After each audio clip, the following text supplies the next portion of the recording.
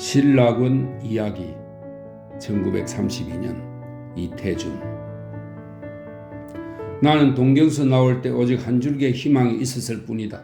그것은 어느 한적한 산촌 차에서 내려 며칠을 걸어가도 좋고 전신줄도 아직 이르지 않은 신장도 하나 나지 않은 그런 궁벽한 산촌이 있다면 거기 가서 원신의 양심과 순박한 눈동자를 그대로 지니고 있는 숫된 아이들을 상대로, 숫대는 순진한, 어수룩한이라는 뜻입니다. 숫된 아이들을 상대로 그들을 가르치고 나도 공부하고 이 상업 문명과 거의 몰교섭한 그 동네의 행복을 위해서 수공업의 문화를 일으키리라. 이것이 나의 유일한 이상이었다. 이것을 생각할 때만 나의 팔뚝에는 힘줄이 일어섰던 것이다.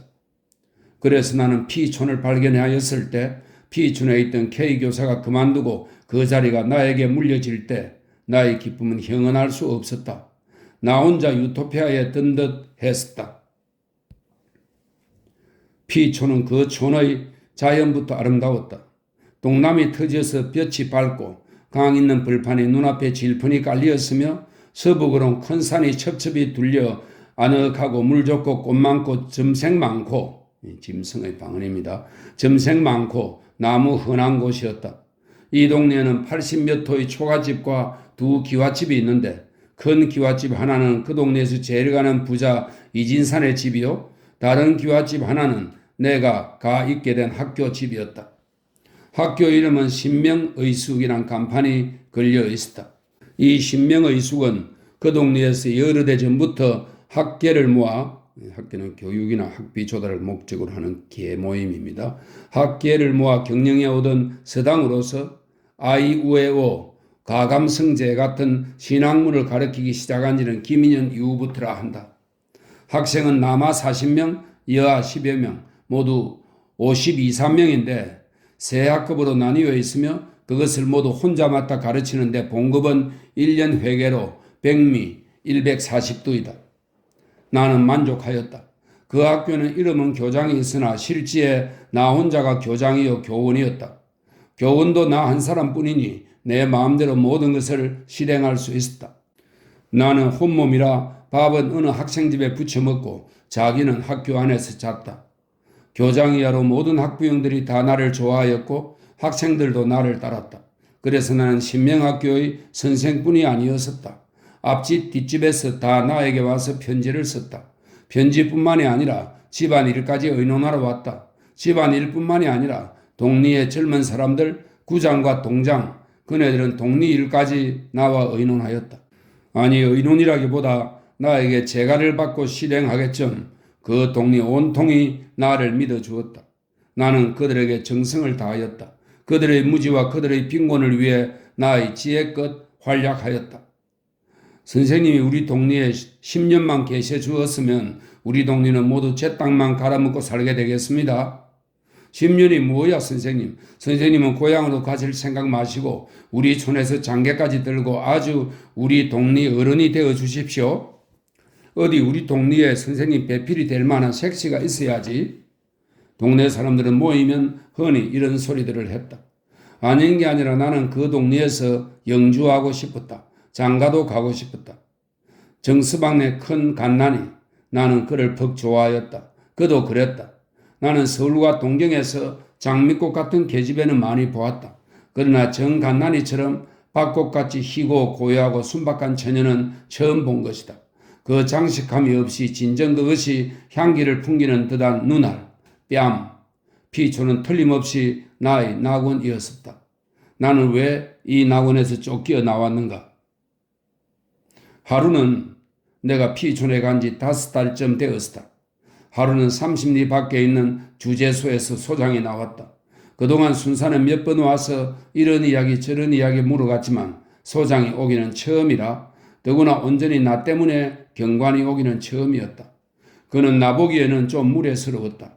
아무리 시골 학교기로니 그는 교수 중에 문을 열고 좀 나오라 하였고 처음 말부터 김이라 불렀으며, 김이는 무슨 군 이랬습니다. 군 자네 동년배나 아래 사람을 부르는 일본 말입니다. 김이라 불렀으며 내 방으로 가서는 나의 허락도 없이 책상에 놓인 책들을 끌어내어 가지고 뒤지었다.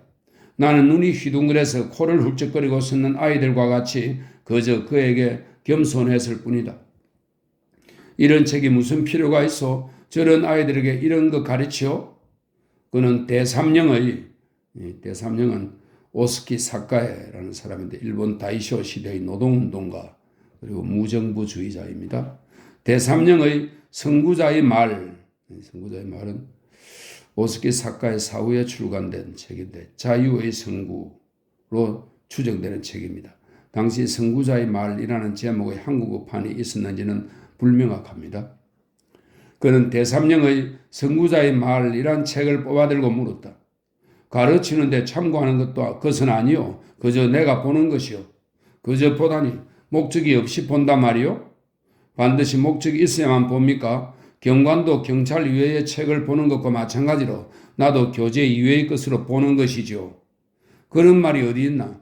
우리가 다른 책을 보는 것은 소설이나 역사 같은 책을 취미로 보는 것이지만 이런 것이 어디 취미란 말이야? 사람 따라 취미도 다르지요. 나는 그저 취미로 보는데 불과하오. 알았다. 그는 이전에 다른 사람이 와서 묻던 것보다 더 깐깐하게 내 원적과 이력을 캐고는 결국 선구자의 말 이외에도 새 책이나 새끼로 묶고 들고 갔다. 그 이튿날 호출장에 왔다. 아침 10시에 출두하라 하여 나는 새벽밥을 지어 먹고 시간을 때웠다. 부장은 대뜸 이렇게 물었다. 수신 시간 있지? 수신은 몸과 마음을 수양시키는 목적의 일제강점기 교과목인데 도덕과 같은 것입니다. 수신 시간 있지? 있어. 국어로 하나 조선말로 하나? 일제강점기에는 공식적으로 일본어를 국어라고 불렀습니다. 우리말을 조선말로 칭했고요. 국어로 하나 조선말로 하나. 학생들의 국어 정도가 유치하여 조선말로 하오. 유치하니까 자꾸 국어로 해서 국어 사용 습관을 길러줘야지. 너가 국어를 잘 못하니까 국어로 못 가르치는 것이 아니냐? 썩 잘은 못해도 아이들에게 수신책을 설명할 정도는 돼요. 그래? 그는 잠깐 생각하더니 하인을 시켜 자기 딸의 형제와 또 이웃집 애들까지 5아이를 불러왔다. 그리고 나더러 학교에서 가르치듯 이 애들을 상급반 학생들로 가정하고 수신을 가르쳐 보이라는 것이었다. 물론 이것은 견딜 수 없는 모욕이었다. 그러나 나는 요행으로 얻은 내 낙원을 잃지 않으려 혀를 깨물고 공손히 말했다. 이것은 나를 모욕하는 것 같소. 내가 당신한테 교사 시험을 치러야 하오? 하니 그는 대답이 없었다. 한참 만에 아이들을 나가라 하고 딴 이야기를 꺼냈다. 너는 선생 노릇으로 온 것이 아니라 어떤 비밀한 계획을 실행하러 왔지? 아니요. 나는 아무런 비밀한 계획이 없어. 무엇을 보고 그렇게 생각하오? 비밀한 계획이 없다? 그러면 왜 백성이 경관을 우대하는 미풍을 없애버리느냐 말이야, 응? 나는 그런 일을 한 적이 없어. 없어? 바로 저기 앉은 저희가 김동장네 집에 갔을 때 김동장이 술을 사다 대접했다고 벌금을 받았지? 내가 받은 것도 아니거니와 그것은 동요에서 작정하고 제사에까지도 술은 금해서 술을 사거나 먹는 사람에겐 그렇게 벌금을 받는 규칙이요. 내가 한 것이 아니요. 말 마라. 너가 오기 전엔 그런 일이 없었다. 너가 모두 시켜서 하는 것인 줄 우리가 다 알고 있다. 너는 상식이 없는 사람이야. 술이란 것은 정부에서 공공연하게 허가해서 제조, 판매하는 음식물이 아니냐. 손님이 와서 음식물을 내놨는데 벌금을 받는다? 그러면 음식을 먹고 온 사람이 그 주인에게 무슨 낯이냐 말이다. 그것은 경관과 백성의 사이를 친밀하게 못하게 하는 음모가 아니냐? 아무튼 그 점은 나에게 질문하실 바 아니요. 내가 그 동의의 회장도 아니요. 나는 다만 그 동리에 있는 한 청년의 자격으로 보통 회원이 된 것뿐이요. 옳지. 너가 무슨 임원이 안 되고 보통 회원의 자격만 가지는 것부터 너의 업무란 말이야. 조종은 너가 하고 책임은 선량한 시골 청년들에게 씌운단 말이지. 그는 조서를 꾸미는 것처럼 무엇을 적는 채도 하였다. 그러다가 그는 안색을 고치더니 이런 말을 했다. 강 선생, 우리네 생활을 어떻게 생각하시오? 훌륭한 줄 아오. 정말이요? 그렇소. 그러면 그까지 촌에서 쌀씀이나 받고 지낼 것이 아니라 경관이 되시오. 어떻소? 글쎄요. 아직 그런 문제를 생각해 본 적은 없소. 그러면 가서 생각해 보시오. 나는 이렇게 촌주제소에 와 있지만 언급이 2가지요. 이 언급은 일제강점기 정부에서 일정한 기간 일하고 퇴직한 자에게 주던 연금입니다. 언급이 두 가지요. 시험 같은 것은 내가 잘 통과되게 할 수단이 있어. 가서 잘 생각해 보시오. 그리고 대답하도록은 이 책들은 여기 두시오. 나는 그렇게 생각해 주니 고맙소 하고 나오는 수밖에 없었다. 그러나 너무 심하지 않은가?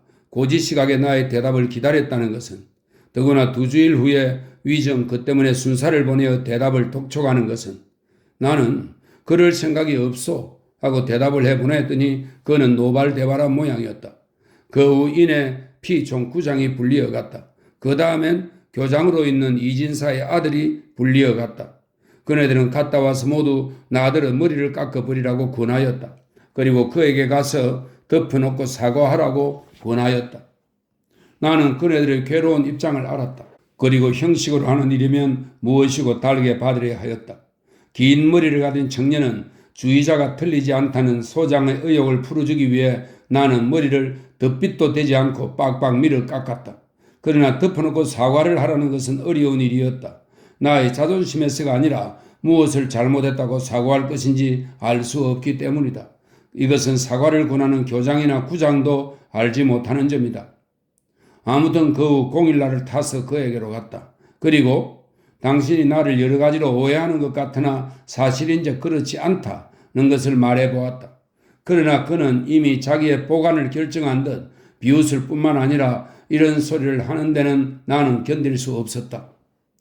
남을 가르치는 사람은 비겁하여서는 못 쓴다. 너가 머리까지 빡빡 깎고 와서 나에게 하는 태도가 얼마나 비겁하냐? 나는 문을 콱 닫고 나오고 말았다. 여름 방학 때였다. 나는 방학 동안에도 피촌을 떠나지 않았다.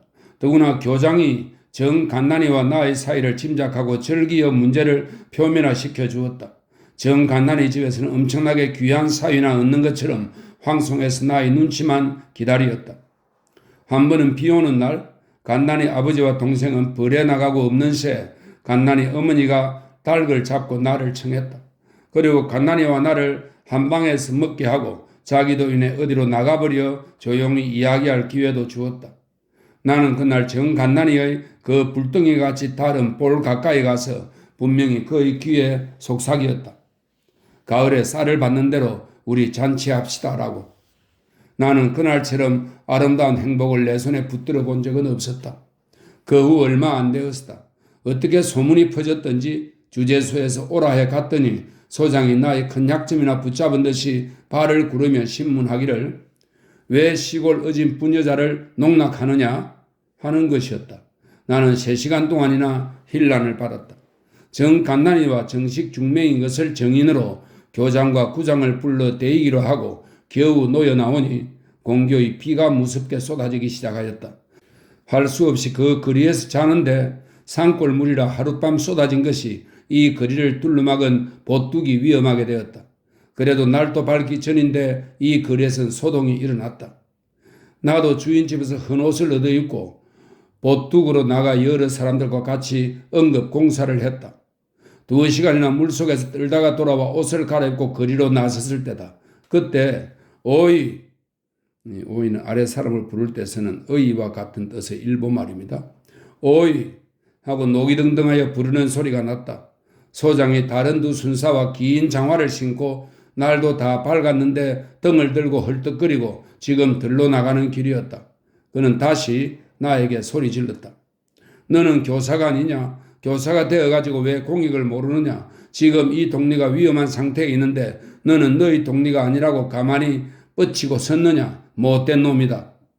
나는 하도 어이가 없었다. 웃고 말았을 것이나 못된 놈이다 라고 평소에 품었던 미움으로 여러 사람이 보는 데서 욕을 보이는 것은 견딜 수가 없었다. 나도 버릇 소리를 질렀다.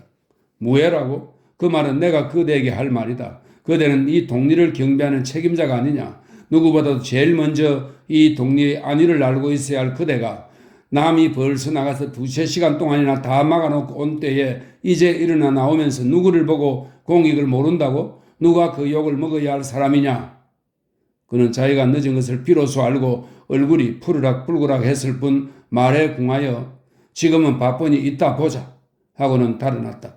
그는 아마 그 거리에 와서 이와 같이 여러 사람 앞에서 말이 막혀 보기는 처음이었을 것이다.